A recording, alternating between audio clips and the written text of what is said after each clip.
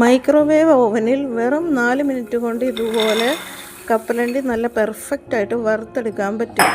അതിനായിട്ട് ഹൈ പവറിൽ ഓരോ മിനിറ്റ് വീതം കപ്പലണ്ടി 250 ഗ്രാം കപ്പലണ്ടി മൈക്രോവേവ് ചെയ്തെടുക്കുക. ഇതുപോലെ നല്ല പെർഫെക്റ്റായിട്ട് വറുത്ത് കിട്ടും. ഇടയ്ക്കിടയ്ക്ക് ഇളക്കി കൊടുക്കാൻ മറക്കരുത്. വീഡിയോ ഇഷ്ടമായാൽ സബ്സ്ക്രൈബ് ചെയ്യണേ. ഫുൾ വീഡിയോ ചാനലിൽ കൊടുത്തിട്ടുണ്ട്.